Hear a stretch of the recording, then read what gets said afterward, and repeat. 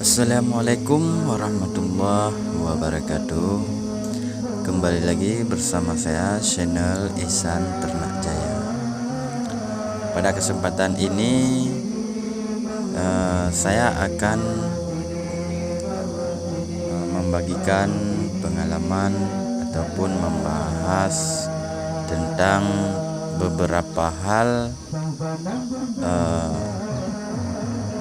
bibit ayam gagal menetas ataupun cara mengatasi DOC mati sebelum menetas. Ini ada beberapa hal ataupun ada beberapa salah teknis sehingga DOC ataupun embrio mati sebelum menetas. Jadi sebelum kita lanjut, jangan lupa dukung channel saya yaitu Ihsan Ternak Jaya. Jangan lupa subscribe, komen, dan share. Oke sahabat ternak semuanya. Jadi yang pertama sekali untuk embrio mati sebelum menetas dikarenakan cangkangnya keras sehingga embrio tidak dapat memecahkannya untuk keluar. Itu dikarenakan kemungkinan besar cangkangnya keras itu karena kelembapannya berkurang. Dikarenakan kalau kelembapannya berkurang itu bisa mengakibatkan embrio susah untuk memecahkan telurnya. Kemudian yang kedua, langkah yang selanjutnya itu bisa dikarenakan kelembapannya terlalu tinggi. Itu kalau kelembapannya terlalu tinggi bisa saja ataupun bisa jadi embrio ataupun bibit yang ada di dalam telurnya itu bisa mengakibatkan mati. Artinya dia akan melebihi air, kandungan air di dalam telurnya, itu embrionya mengakibatkan risiko besar, yaitu embrio ataupun DOC yang akan segera menetas bisa mati. Itu akan jadi telur ayam kita gagal untuk menetas. Dan yang selanjutnya, langkah yang selanjutnya dikarenakan bisa jadi diganggu oleh binatang ataupun semut. Kebanyakan kalau sudah datang masa menetas ataupun sudah sampai waktu yang kita tunggu-tunggu, itu kalau kita tidak jaga ataupun tidak kita kontrol, itu bisa saja dinaikin semut ataupun datang semut. Semut itu kan mencari bau amis, ataupun di telur-telur ayam yang kita buat menetas, mungkin telur ayam ataupun telur bebek, itu mungkin ada rasa-rasanya yang disukai oleh oleh semut. Makanya semut mudah datang untuk mengganggu DOC kita yang akan segera menetas. Itu banyak, saya pernah terjadi, pernah mengalami juga saat kita menunggu masa penetasan, kemudian di malam harinya datang semut masuk ke dalam telur sehingga DOC ataupun bibit ayam yang ada di dalam telurnya mengakibatkan mati.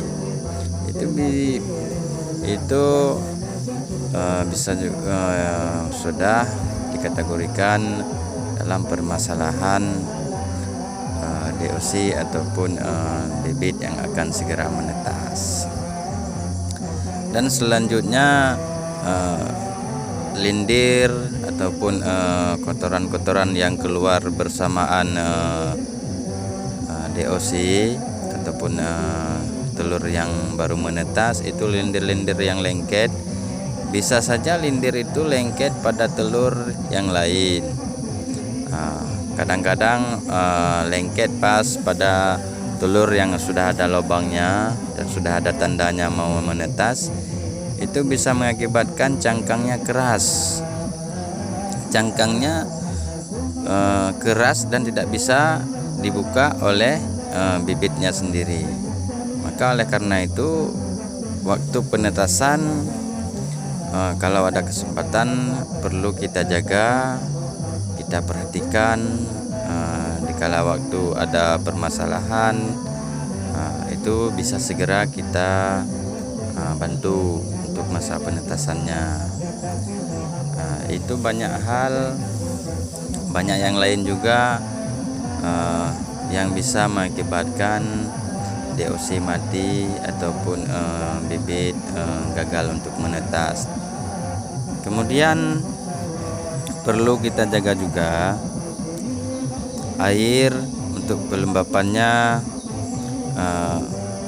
Setiap biasanya jangan terlalu banyak. Kalau terlalu banyak itu 3 hari 4 hari itu airnya tidak kering, itu tandanya terlalu banyak. Kalau saya biasanya seperti itu. Tapi kalau airnya 2 hari 3 hari itu bisa kering, itu udah lumayan. Tapi sahabat perlu jaga juga, jangan terlalu sering untuk kekeringan air. Kalau sering untuk kekeringan air, maka DOC seperti kita bilang tadi, yaitu cangkangnya keras.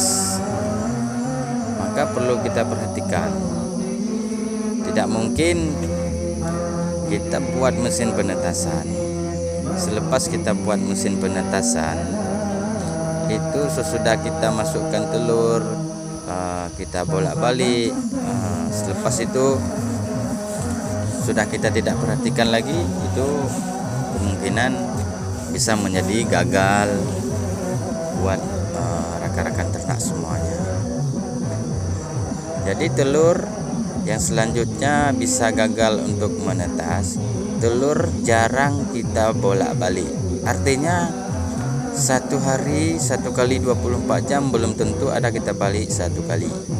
Itu telur bisa saja bibit yang udah berkembang di dalamnya bisa mengakibatkan mati, dikarenakan posisi telur kuning ataupun tempat bibit embrio, tempat duduk bibit embrio itu, dia letaknya pas di atas, dia naiknya ke atas. Artinya kalau kita tidak membalikkan ataupun kita berguling telurnya, itu akan mengeras bibit yang ada di dalam embrionya, itu akan mengeras di atas. Itu bisa mengakibatkan embrio tidak berkembang ataupun dia langsung mati.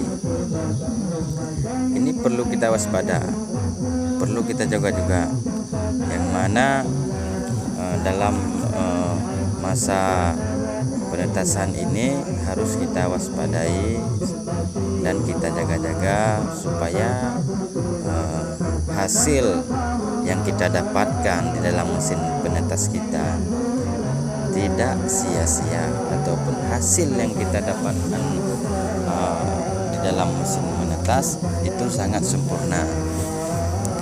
Maka oleh karena demikian, sahabat-sahabat semuanya, sahabat ternak dimanapun Anda berada, kita boleh sharing ataupun boleh membagikan pengalaman. Cukup kalian buat di komentar, kita boleh tanya-tanya jawab, tidak masalah. Dikarenakan saya pun masih dalam belajar tentang ternak. Nah, ini mesin yang bagi saya ini sudah mesin yang ketiga ya. Yang pertama dulu saya belajar mesin kecil, kapasitas 50 butir. Kemudian mesin yang kapasitas lumayan besar, dikarenakan dulu banyak bibit di rumah, banyak induknya, ada induk ayam, induk bebek, untuk semuanya. Kemudian sudah saya jual mesin pun ikut saya jual. Kemudian ini saya buat sendiri, yaitu saya rancang sendiri, bukan pabrikan. Ini mesin kapasitas 200 butir. Oke, ini mesin kapasitas 200 butir.